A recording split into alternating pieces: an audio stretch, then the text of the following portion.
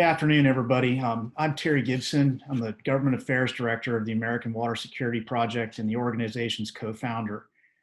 Thank you for joining us, and I really appreciate you journalists that are joining us. As a longtime member of the media, I really want to thank you for your interest. We appreciate what you do. Truth matters. And to begin on a little bit of a somber note, but to underscore your importance, I want to point out that this year, 4 iconic publications that I either worked for or contributed to or both are now no longer in print. They include Surfer Magazine, Outdoor Life, Sport Fishing, and Field and Stream. Surfer and Sport Fishing will disappear entirely. We've lost the ability to communicate with millions of people who care passionately about water. Now more than ever, we need your help communicating facts about climate change and its consequences. A few housekeeping matters to begin. This presentation is being recorded and will be made available to all attendees within 48 hours. We will take 2 to 3 questions posed to each panelist after their respective presentations. Please put those questions in the Q&A box, which is at the bottom right of your screen, or it should be, at least that's where it is on mine. I will then relay them to the panelists. You will also have ample time to ask the group questions at the end of panel discussions. Please do not hesitate to contact any of us with follow-up questions after the event. I'd like to provide a little bit of context about why we formed the American Water Security Project 3 years ago. Although we're not a sportsman's rights group per se, all of us grew up in and on the water, surfing, fishing, hunting, diving, or doing some combination thereof. We consider clean water, ample water supplies, and efficient government to be our God-given right. We did not get any such thing. We are not getting any of the elements that are integral to water security, and that is because of several things. Primarily, our nation's wastewater infrastructure and water infrastructure in general is very old and it's failing. Utility owners chronically defer repairs and upgrades. It's due to poor urban planning. And of course, it's due to the mounting symptoms of climate change. Most of us growing up on that coastline for the opportunities to learn how to do things like surf and fish and hunt and dive. But in a way, it was a painful experience too. We watched our coral reefs and seagrass meadows get smothered by mats of algae. We watched our lakes and rivers turn slime green from cyanobacteria. We watched the marshes where we hunt and fish go dry after years of wasting water that could have been treated and recycled for purposes as diverse as rehydrating wetlands, irrigating crops, or even for drinking water. On a personal economic note, I completely lost any desire to be a fishing guide here on the Indian River Lagoon in Jensen Beach, Florida, where I live, because water quality has declined to the point there are almost no remaining essential fish habitats, and the fish stocks have declined to the point where it's just too hard to catch a fish. Especially in light of climate change, America needs to think much differently and holistically about water and water infrastructure. So let me turn now to the real experts to explain why we need to upgrade our water infrastructure more urgently than ever. Our first panelist today is Dr. Rob Young, a longtime friend of mine, and as a journalist, a man that I turn to countless times to get the facts about coastal issues. Dr. Young is the director for the Program for the Study of Developed Shorelines, a joint Duke University Western Carolina venture.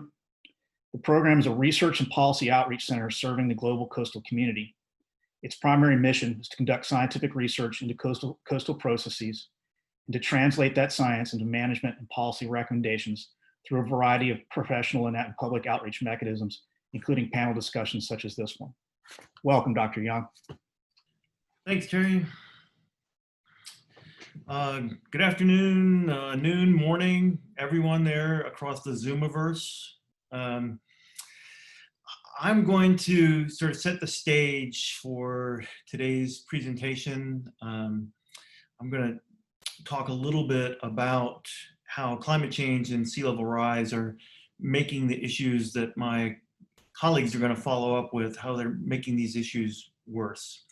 And I'm sure that everyone tuning in today has some recognition of the issue of sea level rise as one aspect of climate change, but I'd like to just make sure that we're all on the same page with an understanding of how and why sea level is rising and the different types of impacts from that sea level rise, and how it will make all of the water quality issues that we're dealing with right now worse in the future.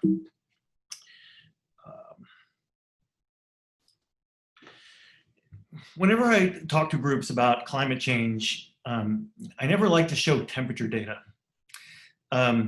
Temperature data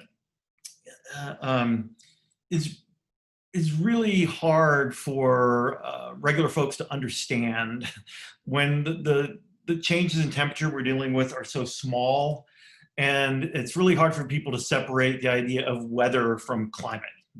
So when we have cold spells, there's always some really great political cartoons in certain aspects of the media about the irony that we're having shoveling 6 inches of global warming off my deck and stuff like that. I like to start conversations about climate change with rising sea level because it's one of the most obvious and easily measured aspects of a warming planet. And the thing about sea level is that we've actually been measuring it since, the late 19th century. We've been measuring sea level rise before we even knew we were measuring sea level rise. We've been measuring it via tide gauges all across the planet. And that tide gauge data combined into one large database gives us a very clear vision of a rise in the level and an increase in the volume of the global ocean. More recently, we've been able to measure sea level rise via satellite, through satellite altimetry. So we're measuring it a lot more directly than with tide gauges. But all of this results in a scientific understanding that there's absolutely no question that the volume of the global ocean is increasing and our sea levels on the coast are going up in most locations. How do you change sea level anyway? And how do we know that this is a result of global warming? Well, there's really two ways to change the level of the ocean at the coast. One is to change the volume of the ocean basins and the ability of those ocean basins to hold water. The way you do that is through changes in plate tectonics. And those are changes that occur over millions to tens of millions of years, and not over the time frame that we're seeing sea level rise change today. The other way to change sea level at the coast is to change the volume of water that's in our ocean basins. And that's in fact what's happening right now. You can change the volume of water in the oceans either by adding water, and we're doing that by melting land-based ice. So the Greenland ice sheet, the Great Antarctic ice sheet, if you melt ice that was otherwise stored up on land, you can add that to the ocean. That changes the volume. You can also heat ocean water. And the water will expand, and that will increase the volume of ocean water and raise sea level. Now, both of those are a result of a warming planet. So when we see rising sea level that we've been measuring for almost 150 years and measure now via satellite, sea level rise is unquestionably a result of a warming planet. There's just no debate about it. And we can even try and separate out the components of sea level rise. In the future, it's projected that the component coming from melting continental ice sheets is going to become vastly more important than thermal expansion. So we have rising sea level, we have increasing volume of water in the ocean basins, and that's what's driving the increase of sea level on our coast today. Now, the degree of sea level rise at any particular stretch of shoreline will vary depending upon what the land is doing. So for example, In Louisiana, we have a very high rate of subsidence, so the Louisiana Delta is going down while sea level is going up, so the relative rate of rise is very high in coastal Louisiana. It's also very high in the mid-Atlantic for the same reasons. There are some places where the land surface is actually going up. So we can come up here to Alaska and we can find places where relative sea level at the coast there is actually going down, even though the level of the global ocean is going up. So there are two components to sea level rise. One is what's going on with the global ocean, and then the relative sea level rise, it depends on what's going on at your own coast. The IPCC and scientists have been working on projections for the rate at which sea level rise may change in the future. There are a lot of different scenarios that are very complicated and depend upon what we as humans do. And the important take-home message, I think, from this is that even if we were fortunate enough to experience the low scenario of sea level rise, it's still going to be hugely problematic for us at the coast. I mean, the last couple of decades have seen dramatic changes in coastal erosion, coastal flooding. And if you just take what we've experienced already and just draw a straight line out with the low scenario, we're going to be experiencing big problems. If we accelerate that rate of rise into the future, well, that's where we're really going to be in trouble. So here's the basics of what rising sea level does. This is the one that probably most folks are familiar with. If we raise sea level and then you put a hurricane or a storm on top of that sea level, it allows the storm surge and the wave energy from that storm to penetrate further inland and cause greater damage during any particular storm. This is pretty straightforward. The more hidden aspect of rising sea level that I'm a little bit more interested in emphasizing today is what goes on well inland of the coast. And we see it in lots of different and sometimes subtle ways. This is Alligator River National Wildlife Refuge in North Carolina. We're about 20 miles inland of the coast here. And what you see is a ghost forest. The forest here has died and it's been replaced by a marsh. The reason this has happened is rising sea level. And in fact, the water is coming up underneath this marsh and flooding this forest. In far eastern North Carolina, our farm fields are not draining like they used to because the water is coming up underneath them as sea level continues to rise. This is going to impact agriculture throughout the South for the extended future as sea level continues its rise. See, it's not just the storm surge coming in. One very important aspect of rising sea level is the fact that as you raise the ocean level, it sort of backs up the plumbing on land. So along with this rise in the sea out here, you get a concomitant rise in the water table on land. And that does several things. It can actually turn low-lying areas into lakes where lakes do not currently exist. It can also decrease the accommodation space for precipitation that's falling out of the atmosphere as that water table continues to rise. It's a wonderful study from Chip Fletcher and his group out at Hawaii, helping the folks in Oahu understand the difference. So the map you have at the top here is what would the Oahu waterfront look like if you just had a meter of sea level rise. So all of these colored areas are simple inundation in a bathtub model from water coming in from the sea. The map below is what will actually happen because the water table is also rising beneath the island and intersecting with low areas. So it's that general rise in the water table beneath the immediate coastal zone that causes sea level rise to be a problem for areas that can be tens of miles inland. The most visible aspect of this to those of us who live at the coast is nuisance flooding. In many areas where it used to require a storm surge to flood our cities, with the rate of sea level rise over the last 100 years, we now have many places that flood regularly just on a high tide. This is commonly referred to as king tide flooding or nuisance flooding.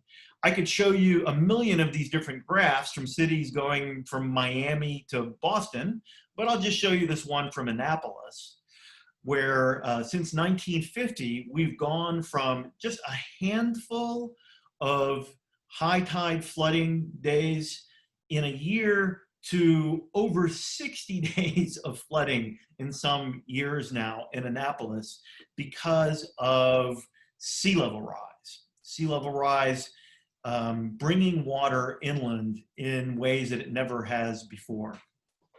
This is an image that I took from the Alabama coast following Hurricane Sally just a few weeks ago.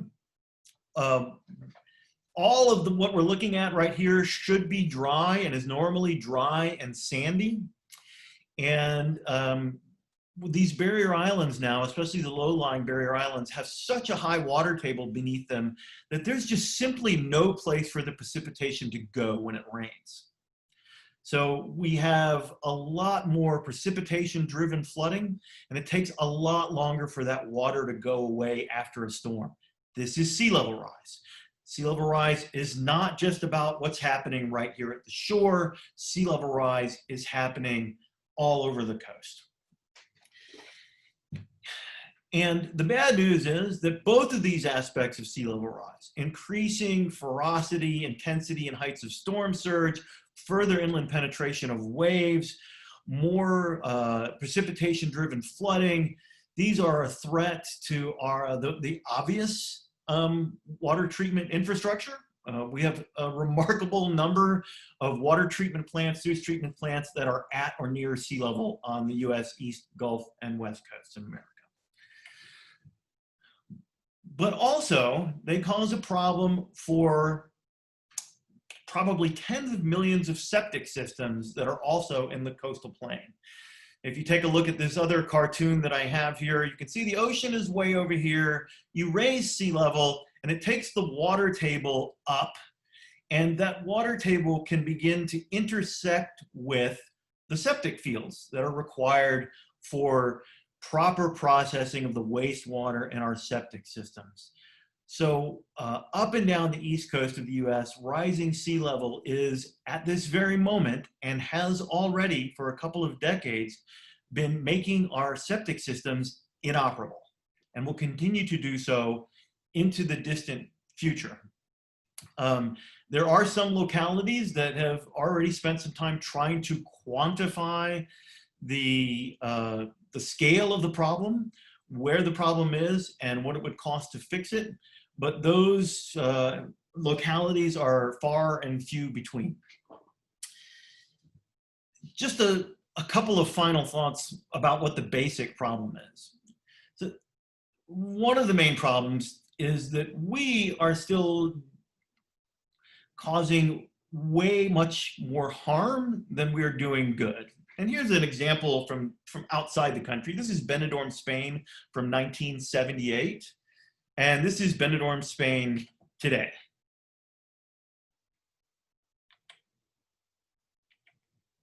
So you get the drift, right? Sea level is going this way, and we're still going this way.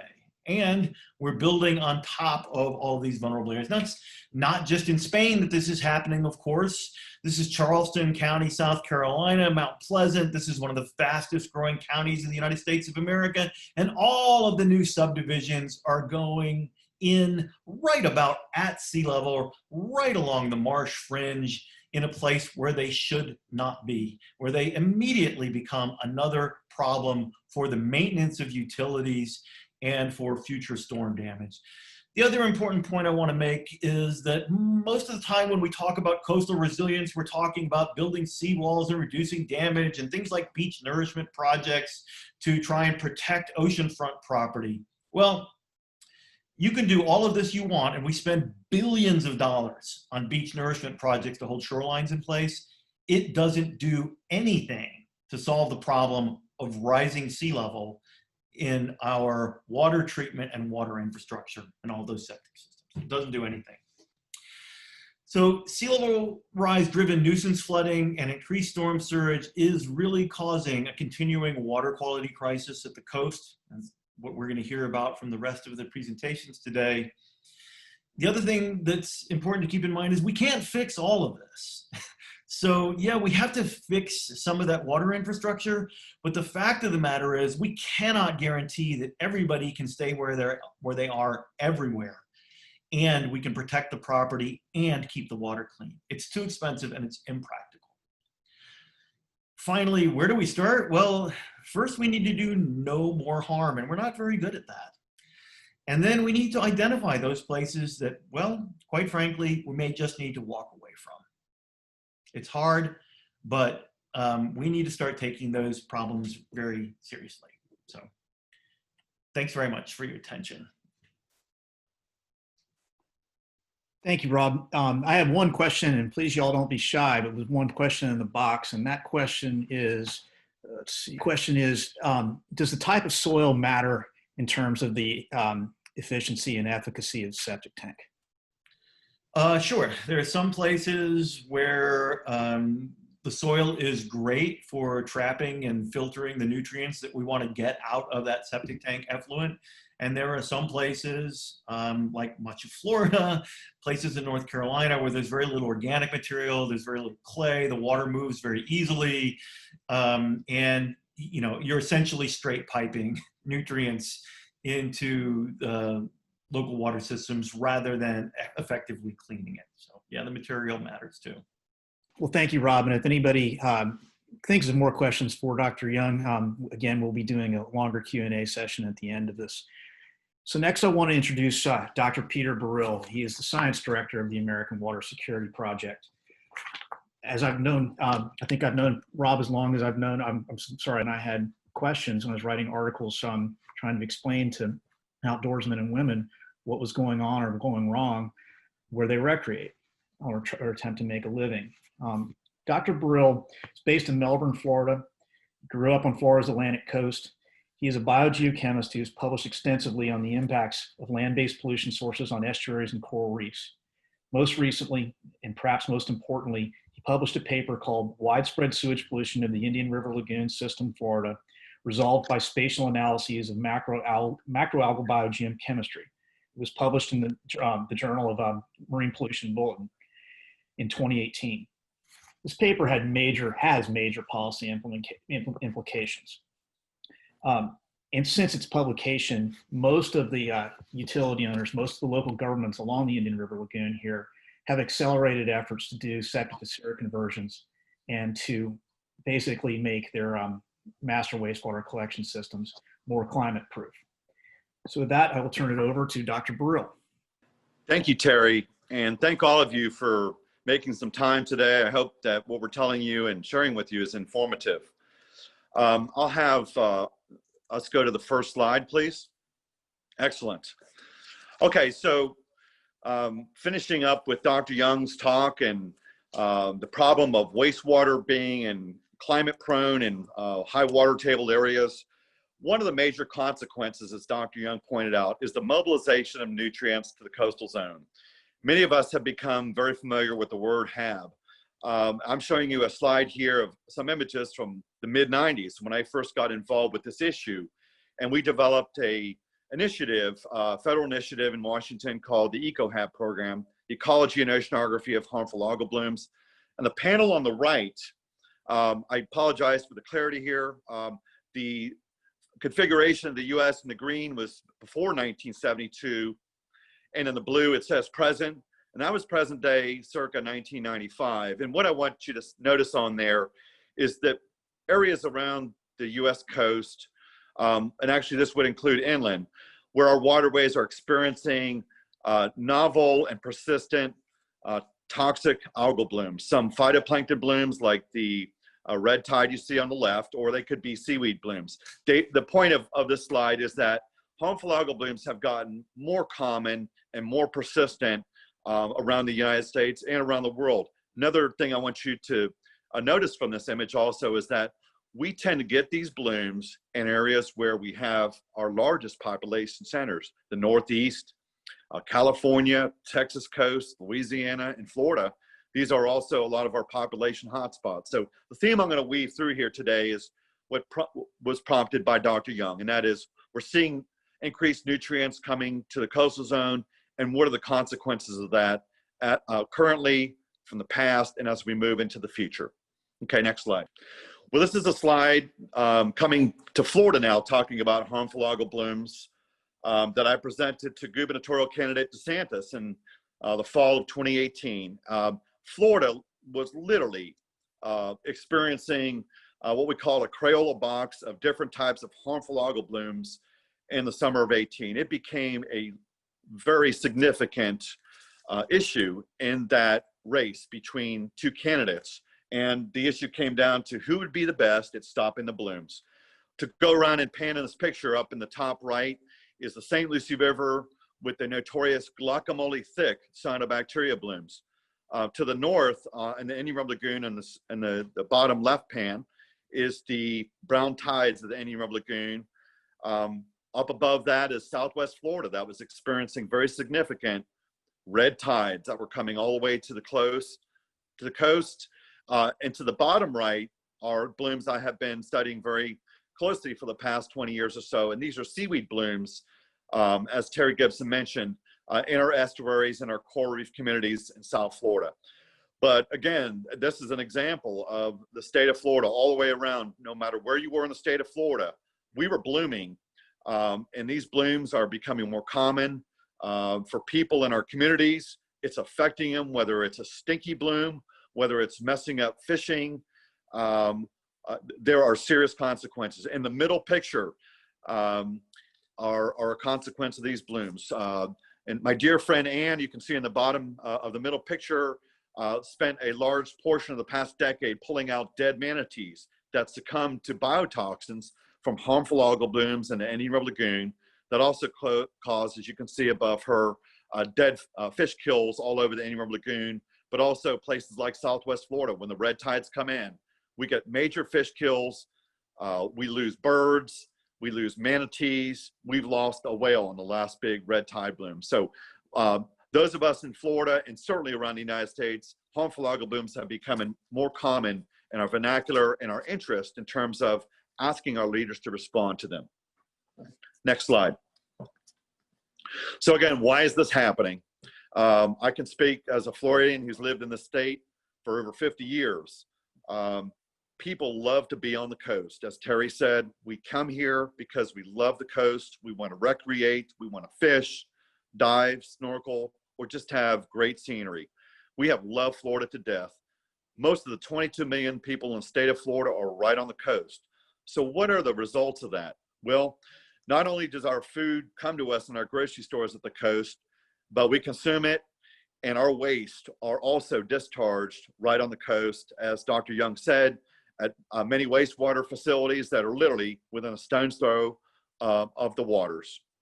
Next slide.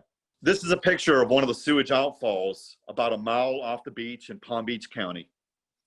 And for the past 60 years, these outfalls have been dumping secondarily treated sewage effluent that's very high in ammonium and phosphorus from Dade County, from Miami, all the way up to Palm Beach County. This is how we dump our sewage along the third largest coral reef on the planet.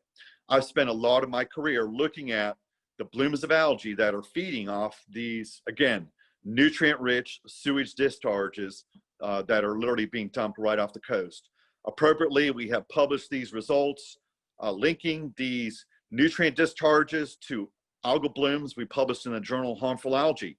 It's a new journal recognizing that these are very, very serious problems facing the coast. We are very convinced that along the coast of Florida that sewage is now the primary source that's feeding harmful algal blooms. In the left portion, the bottom panel, is a species of Caulerpa that we discovered. It's an invasive species. We had never seen it in Florida.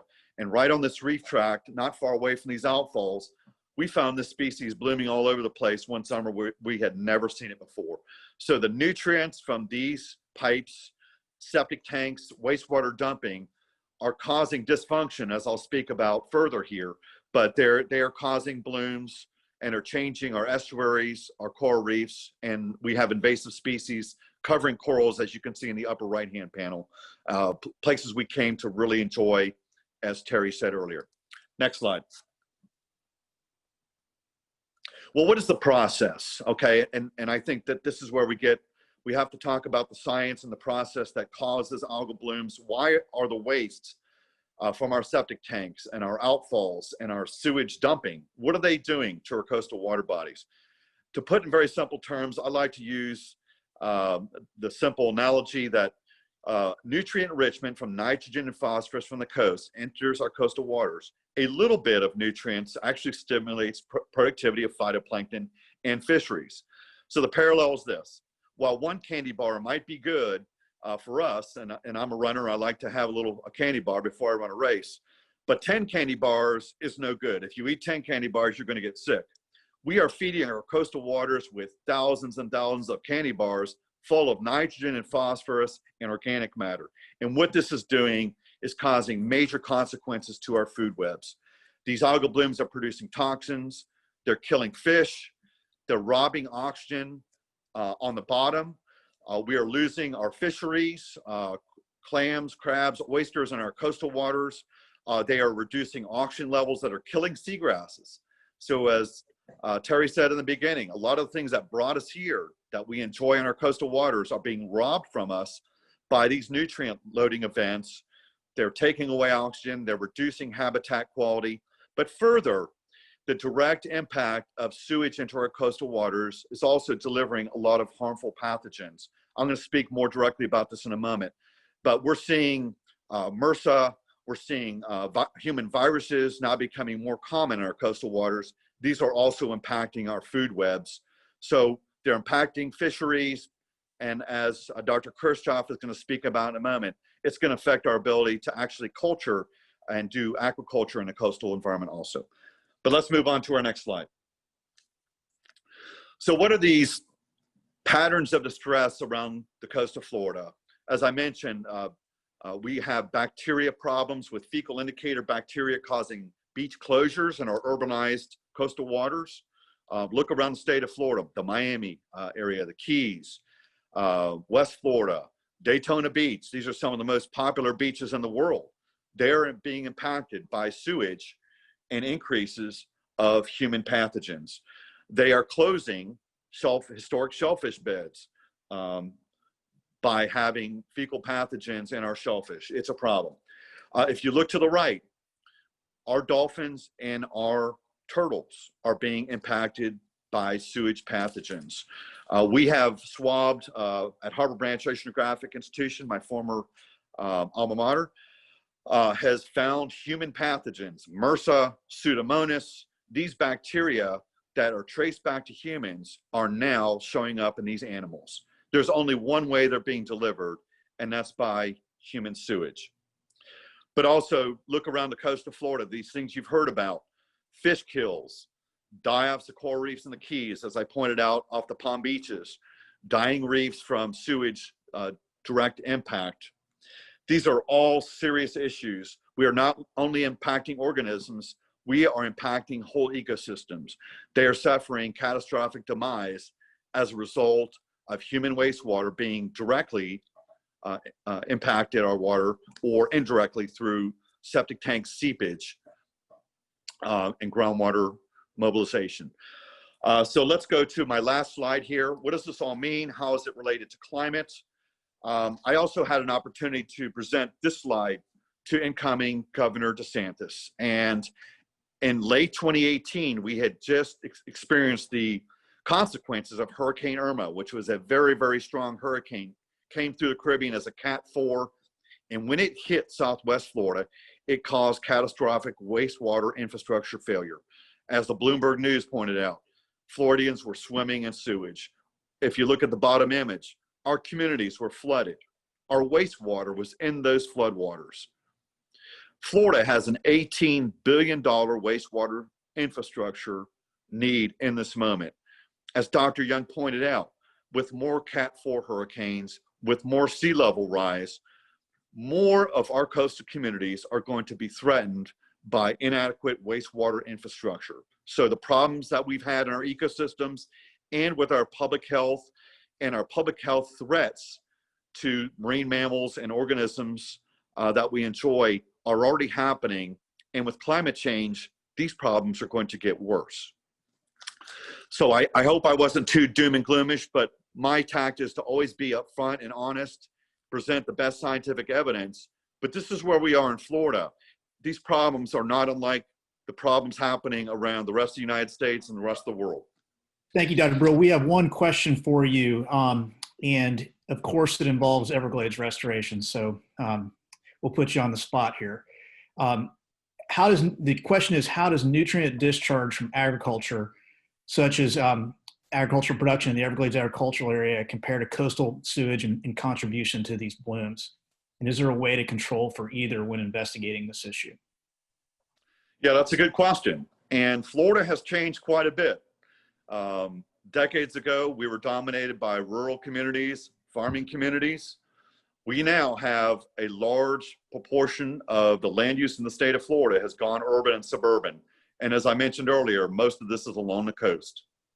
The agriculture industry in the state of Florida is regulated by mandates to reduce nutrients going into adjacent ecosystems. It is one of the most important issues with respect to Everglades restoration. I can tell you this, in Lake Okeechobee, the burden of phosphorus going into Lake Okeechobee is coming from the north, from the Kissimmee River, and not coming from the sugarcane industry from the south. Only 4% of the phosphorus coming into the lake is coming from the Everglades agricultural area. So what we're learning is that stormwater urbanization of the state of Florida is causing a major flip in the sources of nutrients that are supporting harmful algal blooms. Along the coast, we now have concluded that sewage is the primary driver of algal blooms and dysfunction of ecosystems along the coast. Thank you, Peter. We will turn now to Dr. Nicole Kirchhoff. Dr. Kirchhoff is a respected scientist and businesswoman in the aquaculture sector. She's truly unique. I've known her for about 10 years and I'm always impressed. Her education and experience make her more than qualified to talk about effluent, ecosystems, and economics. Her business, Live Advantage Bait, operates under a complex regulatory framework, so she has vast experience navigating often overlapping and conflicting agencies. She knows policy too. Dr. Kirchhoff offers a great deal of insight into the economic consequences of failing wastewater policy, especially in the context of a changing climate. She doesn't just do science and run a business and be a mom, she's also an advocate.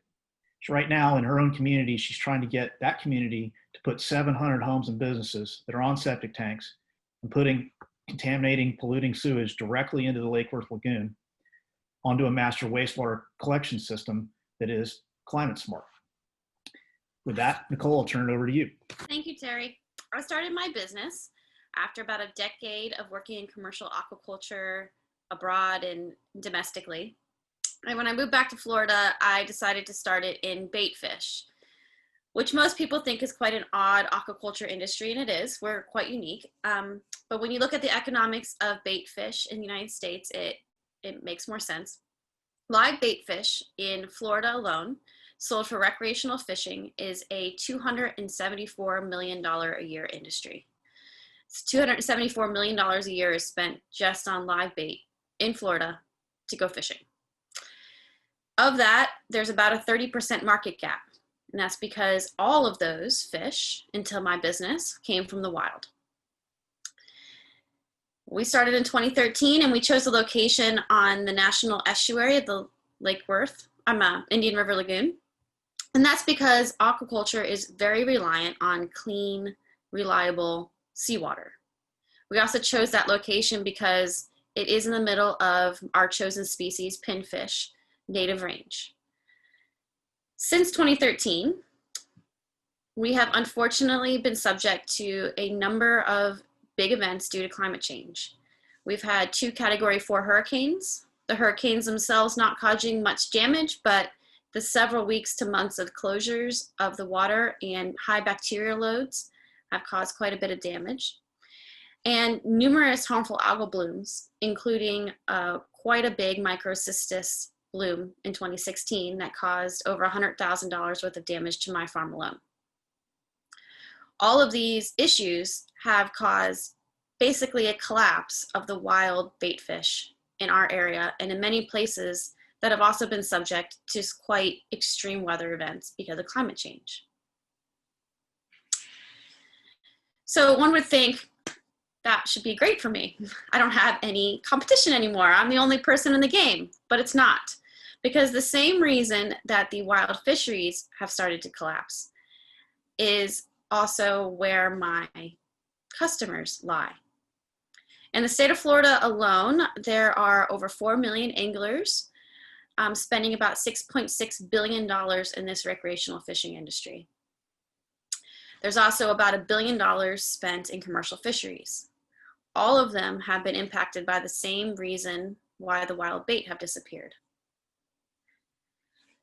So while we can't actually calculate the economic impact of all of this directly, I can tell you that it's going to be calculated in the hundreds of millions in Florida alone.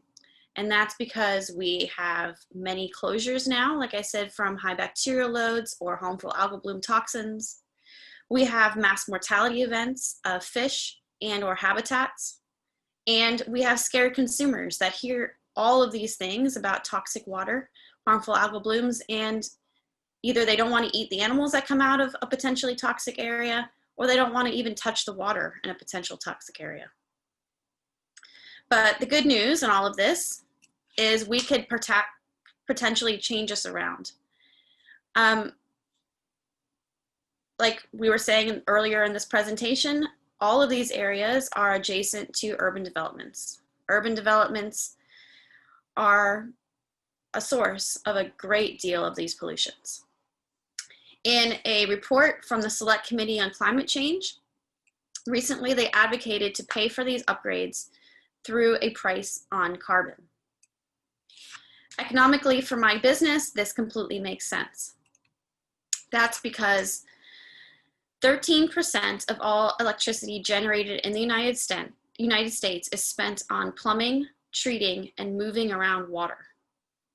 That's nearly double the most generous estimate on the amount of energy spent on computers and internet in the United States. It's a crazy amount of energy.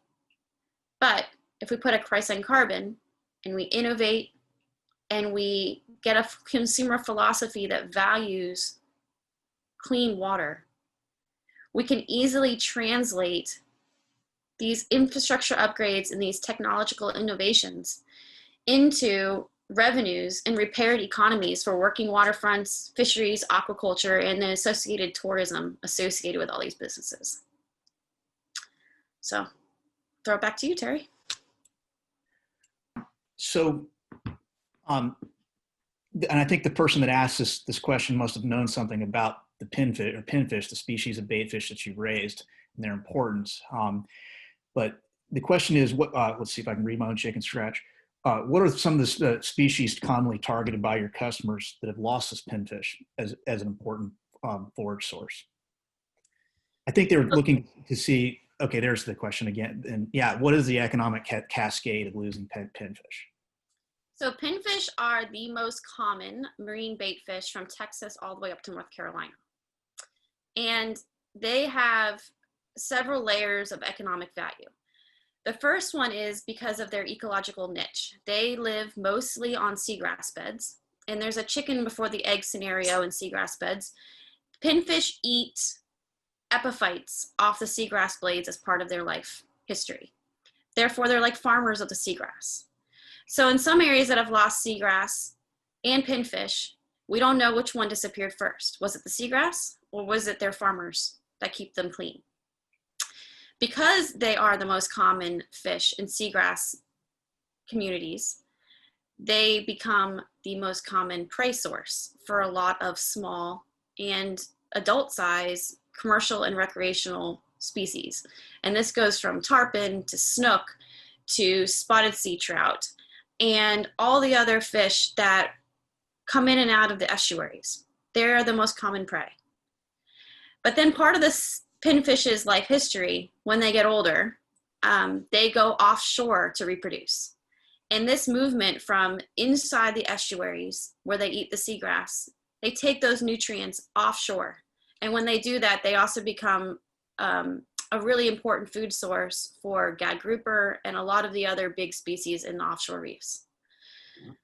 don't know if that answered your question. That does.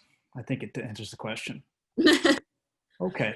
Well, thank you, Nicole. And we will turn it over now to questions for all of the panelists.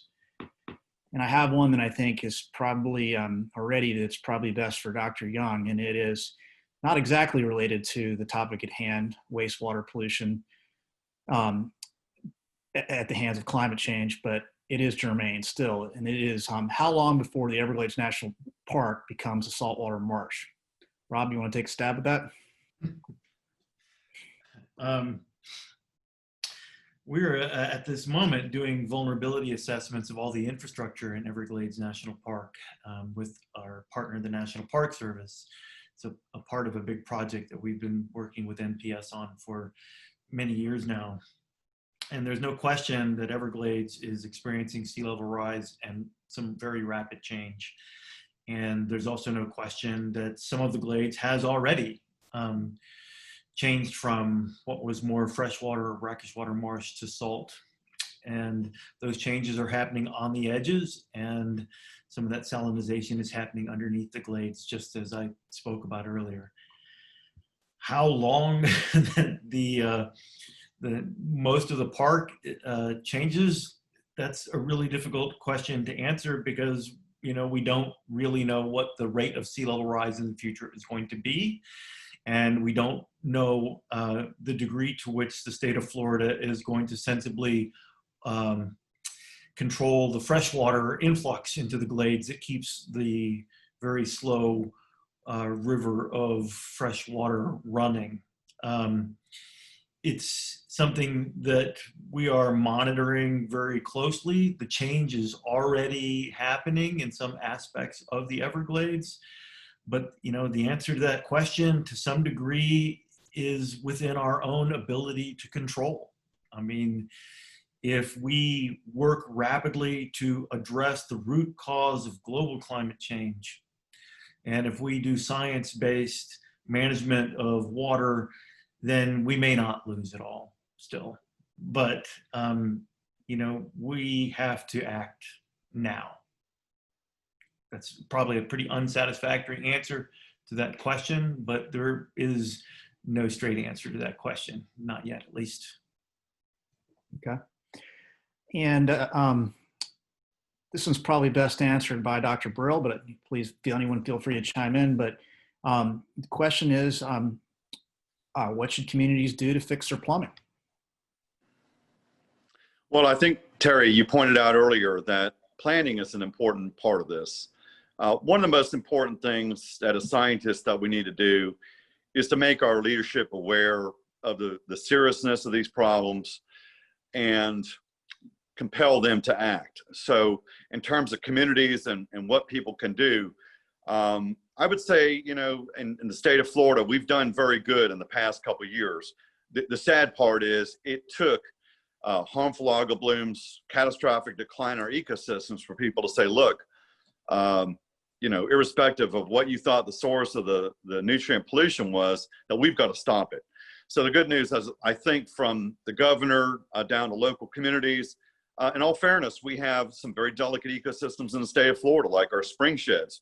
We know they have very low nutrient thresholds to where the water is no longer crystal clear anymore, and we get epiphytes and algal blooms. So our regulators are also very aware. They work hand in hand with our communities to address planning that will reduce nutrients going into sensitive coastal water bodies. Again, I think we're doing a good job. We probably are late in the process, but there's no doubt about it from everybody's community.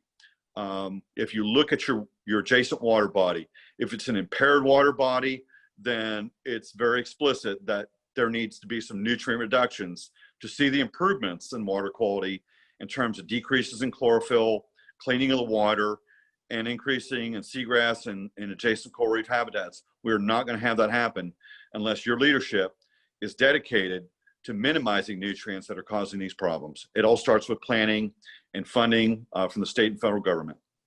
Right. One of the things that, as a government affairs director, I'd like to point out to that question is that this past legislative session, and really it took 2 sessions to do it, for the Florida legislature and the administration, the DeSantis administration to do it. They passed two foundational water bills that either explicitly or implicitly address wastewater infrastructure and climate ready wastewater infrastructure. And they're called the Clean Waterways Act and the Environmental Accountability Act. The former is 111 pages, and I'll give you the real cliff notes on it. But probably the most important part of it is that it requires any government that owns a utility or any private utility to show the Florida Department of Environmental Protection a plan, a master wastewater and stormwater improvement plan. And they've got to show where they get the money, how they're going to pay for it. One of the things that our utilities here in Florida, and I suspect many other places around the country routinely do, is they take the revenues from the utilities and they put it towards other government services. This has to stop. And this component of the bill will significantly curtail that sort of bad behavior. Just in terms of other sources of pollution, the Clean Waterways Act requires investments in best management practices for agriculture, and it also requires investments in stormwater infrastructure. The second bill is the Environmental Accountability Act, and it's the stick.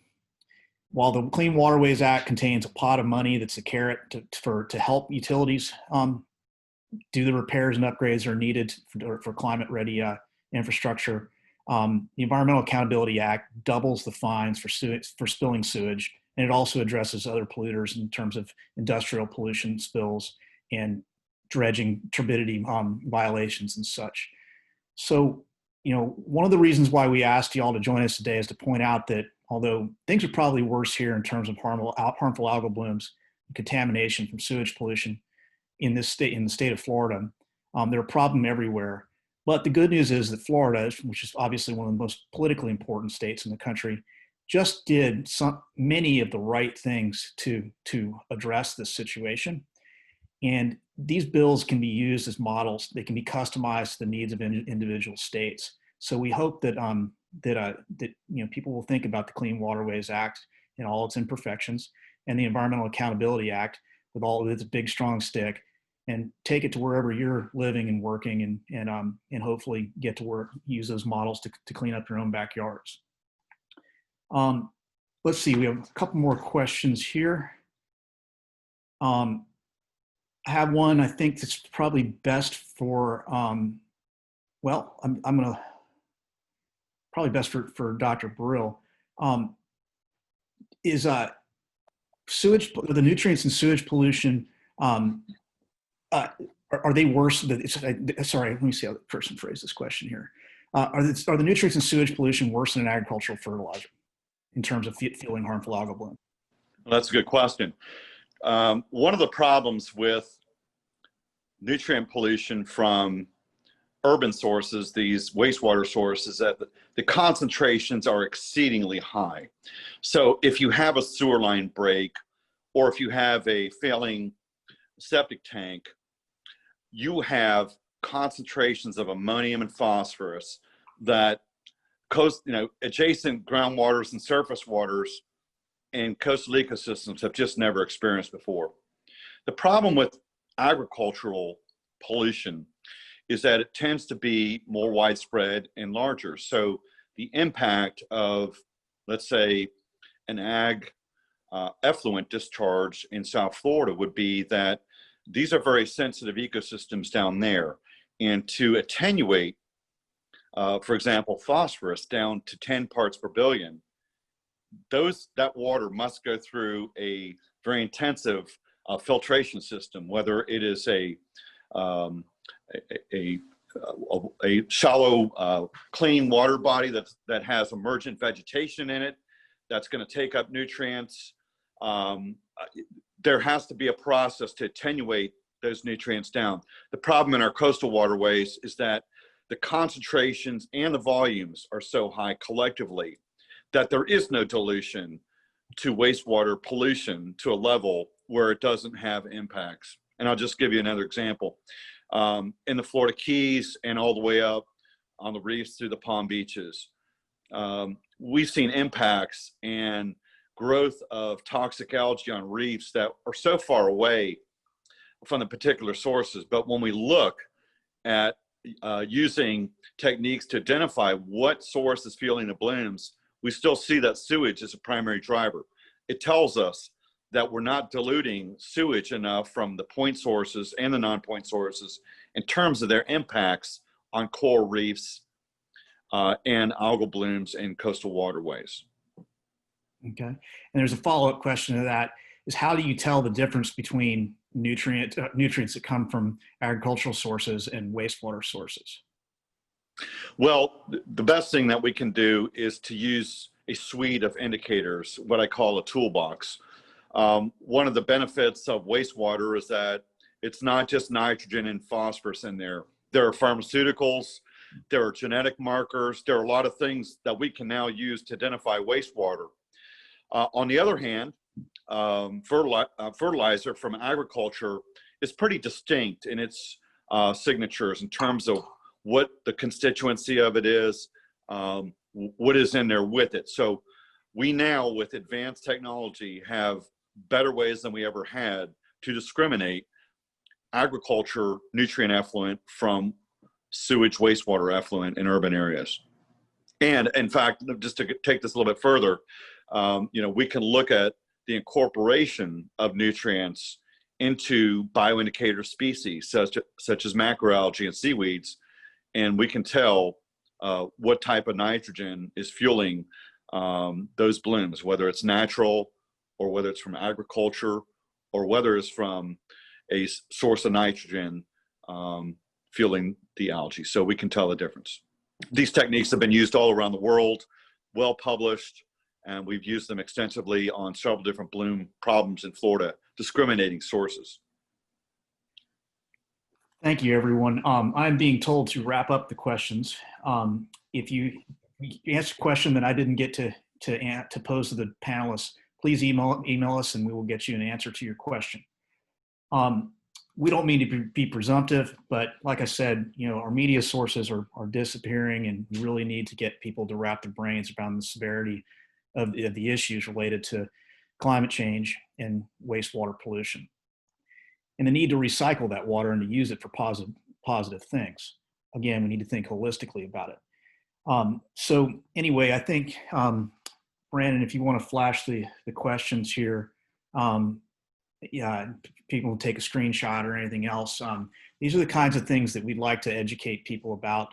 Again, I don't mean to be presumptive and tell you what to write. I was a longtime journalist and I wouldn't have appreciated that, but this is a complex subject, and these are these questions represent sort of the areas in our outreach with the public where we're finding people, have a lot of questions and not a lot of understanding. With that, I thank you for your attendance. And again, you feel free to reach out to us. You can find our contact info on our website, which is www.awsproject.org. I'm Terry Gibson. I'm the Government Affairs Director for the American Water Security Project. And thank you for your time.